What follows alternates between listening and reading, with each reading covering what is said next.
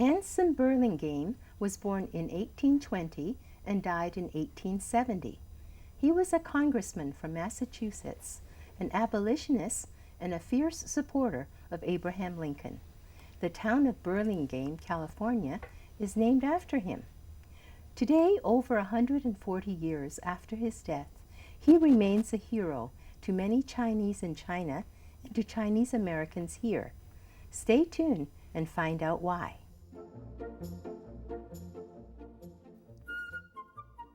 Welcome to The Better Part, a program that encompasses a diverse spectrum of topics important to our community, which we hope will both inform and entertain you. We invite you to sit back and enjoy the program.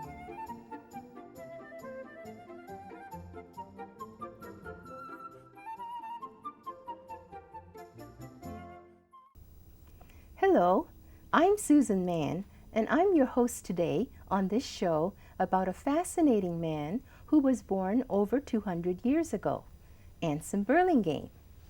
I'm very pleased to welcome our guests today, Drs. David Chai and George Koo. Thank you very much for coming, gentlemen. Thank you for inviting us. Thank you. Nice to be here. David Chai was born in Nanjing, China, and he was educated in Purdue University and University of Michigan, where he received a PhD in electrical engineering. He worked in research and development at Bell Laboratories in New Jersey until his retirement when he moved to Foster City. Dave, you've always kept busy in extracurricular activity before and after retirement. Tell us briefly some of the things that you've done. Okay, Susan, back in the 70s, I was with the Bell Labs, and in those days, there was quite a bit of glass ceiling with respect to the minorities and women. So I was one of the co-founders of an Asian organization called the Asian Americans for Affirmative Action. So that helped promoting of Asians to higher management. And then in the 80s, I was quite involved with my city, the town of Homedale. And then I came to the Bay Area, where I got involved to create a website, a nonprofit organization called Chinese American Heroes. And the idea behind it is really to publicize the contributions of Chinese Americans to America. Also, I was involved with a national organization called the OCA, and we have a very nice chapter here in the local area where I got involved with teaching the high school kids public speaking and leadership skills. Must be a lot of fun. Yeah, exactly. So it was quite rewarding to do that. That's great. Now, George, your background is very impressive and diverse. Now, you were born in China, but you grew up in Seattle and was educated at MIT as a chemical engineer, right? Yep. But your work involved business consulting. Right. Now, what are some of the high points of your career? Well, my business consulting really started because 25 years after I left China, my wife and I went back to China, and that's 1974. And that trip made a tremendous impression on me. Even though it was during the Gang of Four days, the Cultural Revolution days, still there was so much history and so much culture there that I came back and I wanted to go back. And in '78, I had a chance to join the Chase Manhattan Bank to provide a advisory service to companies who are looking to do business in China. So from Chase, I was with Bear Stearns, I was on my own, but for the next 30 years, I was involved somehow involving cross-border between U.S. and Asia on how to do business there. So I spend that professional time explaining Asia to Americans.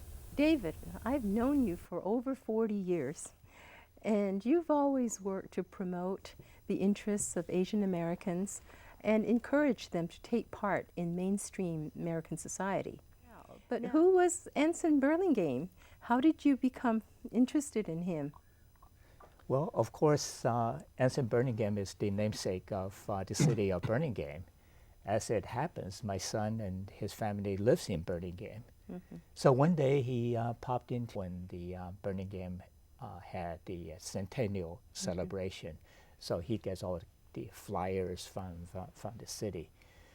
He asked me, "Hey, Dad, did you know that Burlingame was an envoy to China?" And I said, I kind of sheepishly saying that, "No, I do not know." But then immediately I turned to Google that night. What did you do, George?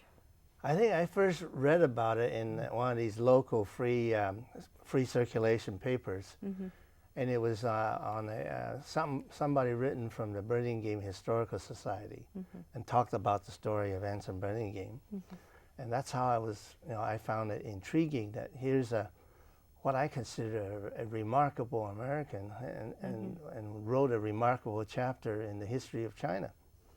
Right. And I've been thinking about how do we honor his memory in a positive way, and that's when David contacted me, and we've been scheming ever since. Well, it certainly seems that he was a very solid citizen, but I understand he was a very colorful character as well. David, can you tell us some of his exploits? Yes. First and foremost, he was a lawyer. Then he later ran for the state Senate seat in Massachusetts, and then later he became a congressman from there. Besides that, he was known as the abolitionist, very strong personality, good, handsome person, as well as a good orator, and very definitely a principled person. So one day when his colleague, the senator from Massachusetts, was attacked, Senator Sumner was attacked by a Southern congressman by the name of President Brooks over the issue of slavery. So Burlingame was incensed about what happened there. So he prepared a very well written speech and delivered in the House of Congress, basically saying that Brooks was the uncalled for attacking a colleague in the Senate. So with that, Brooks turned in turn saying that, "Gee, how come you attacked me?" So he went out and challenged Burlingame for a duel. And Burlingame said, "Okay, we'll do it." What Brooks did not realize was that Anson Burlingame was a good marksman too. An expert marksman, as Exactly. I understand. Yes. Yeah. And then so after they have decided that the only way to do the duel was in Canada because in the U.S. It was against the law. Right. So they decided a place just across the border. And Burlingame waited, and it turns out that Brooks never showed up. Oh. Chickened out, I think. Okay. Well, now moving ahead, in 1860, Anson Burlingame was defeated in his bid for re-election. Right. So what happened now? George, can you tell us? Well, he was one of the founders of a new political party at the time. I think it was at one time called the Know Nothing, which became the forerunner of the Republican Party. And Burlingame was a very active supporter of Abraham Lincoln, who was elected president. So I think that brings them to the next chapter on Burlingame's life. Well, David, can you provide a bit of history? I imagine that China economically and politically is in quite a different situation as it is now. It Right? certainly was. Back around the 1840s, there was the war between China and Britain, where it was referred to as the Opium War. Fundamentally, the British wanted to export opium to China, and China said no way. But China was in no way able to defend from the gunboat from Britain at that particular time. As a consequence, China lost, and in the process had to sign some of the unequal treaties besides doing the usual thing. They had to secede Hong Kong to Britain as a colony, had to open up a number of ports for trade with not only Britain but also the other Western countries. And in addition, paid the war reparation to the tune of 21 million taels of silver. Very a onerous. tael, a tael is 50 grams. Wow. So that's quite substantial. Obviously, that caused quite a bit of internal dissension, not only in the Qing court, but also the population. I do want to add one thing to what David said, because as a result of the Opium War, the Chinese economy was in total shambles. Until the British introduced opium as a item of trade, China had a positive trade balance because they didn't need many of the things that the West was looking to provide. Right. They were only willing to take silver and gold in exchange for their silk and porcelain. The British, by introducing the opium, turned the trade the other way around, because by creating a national addiction of opium, the Chinese end up draining their coffers of silver and gold, and as a consequence, the national economy was in total tatters by the time Burlingame became the ambassador. Okay. Now, George, tell us about Burlingame's role in China. Well, I think after he didn't get reelected to Congress, Abraham Lincoln the first wanted to appoint him the envoy from the United States to the Austro-Hungary Empire. And that would have been a plump post Sounds great. to Vienna. But the Austrian emperor rejected Burlingame as an envoy. Burlingame, during his term in Congress, was a very outspoken defender of the rights of Hungary to become an independent nation. So next, Lincoln appointed him to become the ambassador from the United States to Beijing, to the Manchu court, which Burlingame accepted. So Burlingame comes. How was he treated by the Manchu court? Okay. His appointment was in 1961, and he landed in Hong Kong about, I think, October. And then he took his time. He didn't just go to Beijing right away. He took about more than half a year wandering around the Chinese countryside to really get to know the country. That's interesting. Before he presented the credentials in the summer of 1862. Yeah.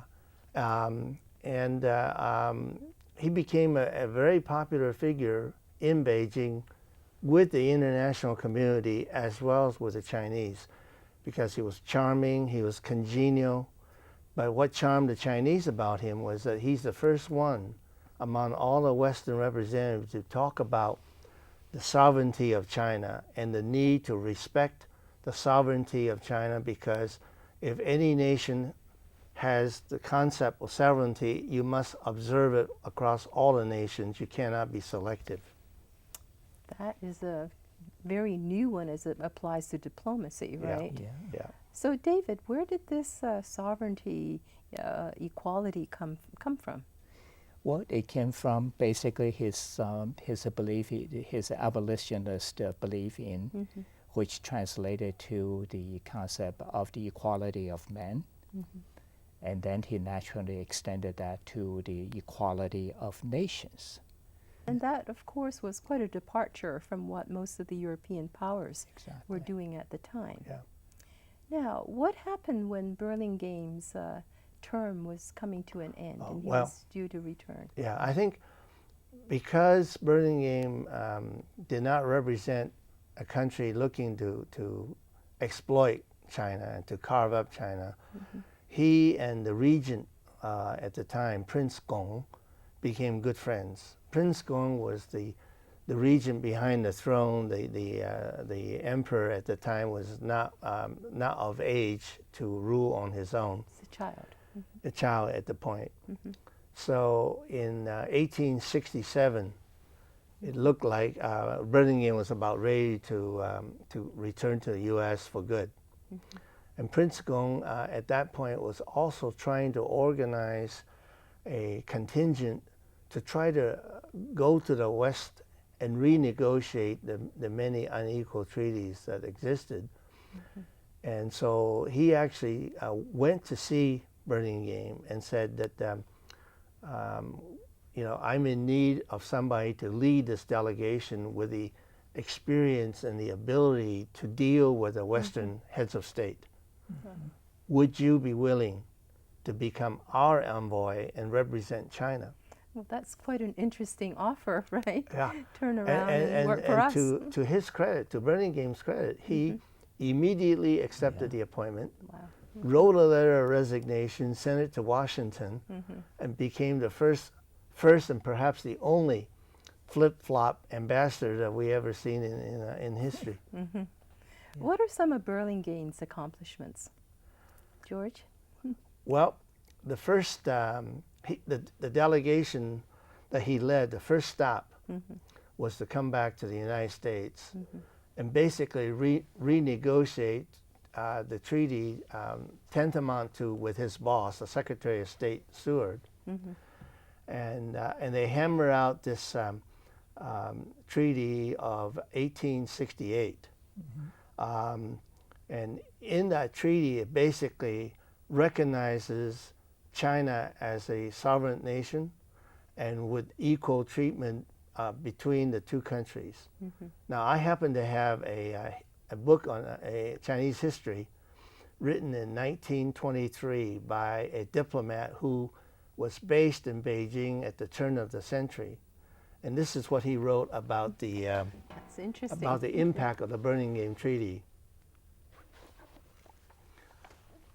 The most striking provision of the treaty is that of Article 5, the first sentence of which reads as follows: "The United States of America and the Emperor of China cordially recognize the inherent and inalienable right of man to change his home and allegiance, and also the mutual advantage of free migration and immigration of their citizens and subjects, respectively from one country to the other, for the purpose of curiosity, of trade, or as permanent residence."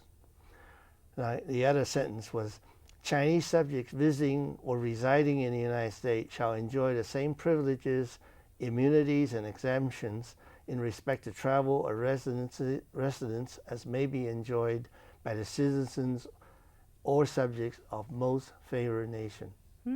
Now, Very interesting. it's not only interesting then, it's actually kind of interesting in today's context and this country's feeling about immigration. Right, right.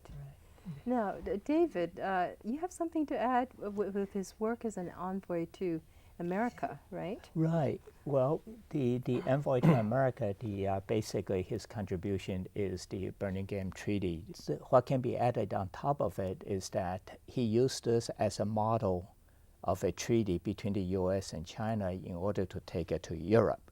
Oh, interesting. So that was his strategy. First, get this with his own country, and then he takes it to Britain, to London, to see Queen Victoria.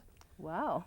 And then, in the process, there's no way the Britain can say anything against it other than the fact that they're not willing to sign. So they just stalled the process. I see. And then, so he took it to France to see Napoleon too. Same thing happens. They cannot object to the principle of the equality, but shucks, they're not willing to sign. Oh, So he took it over to other countries, including Sweden and other places. And then finally he ended up in St. Petersburg. Same thing, dealing with the Tsar Alexander. Again, nothing, they never said no, but nor did they say yes. I see. So in that process, he was so worried about not having accomplished the goal that he was intended to do. He, in the winter in the cold St. Petersburg. He caught pneumonia and died there while serving China. The message finally reached to Beijing of his death. So the emperor at that time, the Tongzi emperor, sent him a royal decree, the real royal decree, basically recognizing his service to China, as well as to posthumously award him the civilian rank of number one. And that number one is equivalent to the prime minister of the Qing court.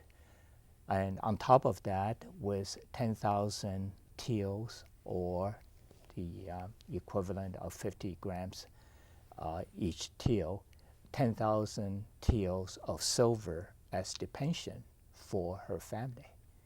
That translated that translated to about quite hefty, $500,000. Our economists here. Thanks, George. Yeah. $500,000 in those days are real money. Yeah.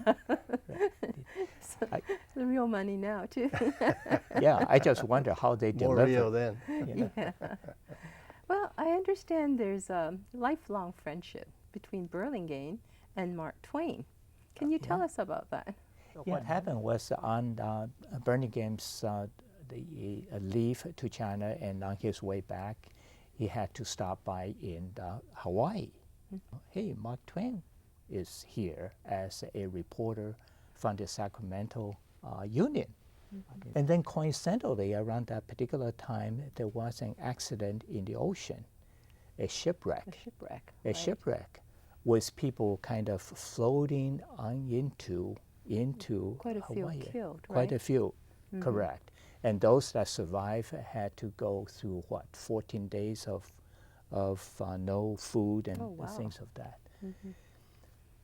So Mark Twain wanted to, obviously this is an opportunity of a big news, because he was sent to there to cover the exotic Hawaii, the lifestyle and things of that sort. But he was too sick.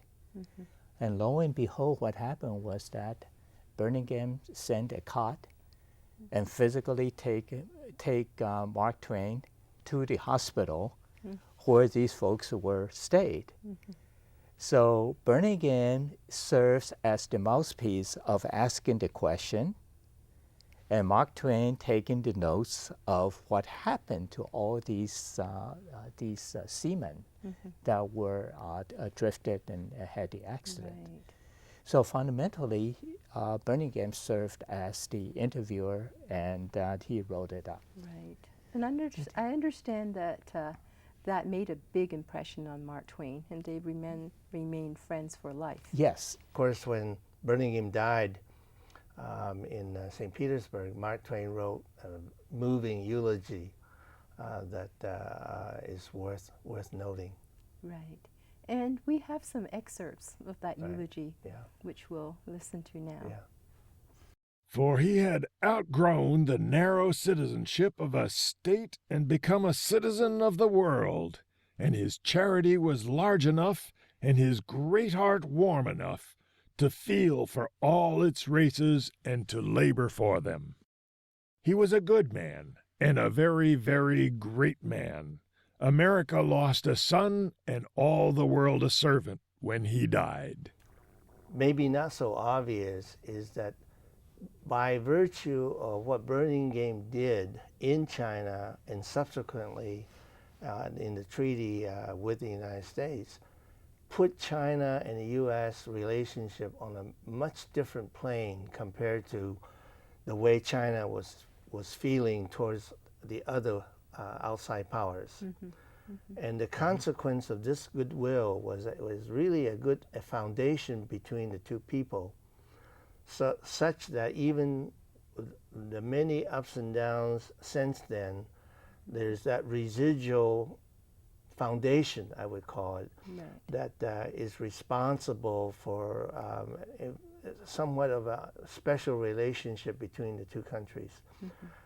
It's fair to say without Burlingame and his crucial role at that time in the history, we may not see the kind of special relationship that follow what Burlingame did. And I think David has Yes. more to say about that. Yes, David. Yeah, yeah.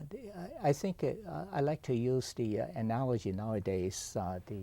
President Obama and Secretary Clinton talk about reset button. So I equate what Burlingame did 150 years ago or so is essentially a reset of relationship between China and the U.S., which provided the ability of working relationships. And then one important thing that followed the Burlingame Treaty was the ability to send people coming here for education, and in particular later because of the mutual relationship between U.S. and China, and the indemnity of the Boxer Rebellion. U.S. decided to refund some parts of that reparation to be used for education purposes. Oh, well, that's great. And That I understand a lot of future leaders of China actually were educated here. Precisely. And on top of it, they created the well-known university in Beijing called Tsinghua, which prepared other students coming to the U.S. Precisely as you said. So Tsinghua helped internally prepare the students, and as well as the establishing the Western university system and things of that sort. Yeah. Well, George, I know you have a special project about Burlingame that you'd like to proceed with. Can you tell us about that? Well, we after learning about his life, best way to honor his memory is to name a prize in his name, like a Heisman's Trophy, but this one would be the Burlingame Prize for the person who did the most to contribute to the bilateral his memory. Well, certainly sounds like a good idea for such a man of such integrity. Thank you very much, both of you, for coming today. Thank you for having us. Yeah. Thank you. I want to thank our guests, David Chai and George Koo, for sharing their interest in a fascinating man of history. We thank you, our viewers, for being with us today and hope to see you next week on The Better Part.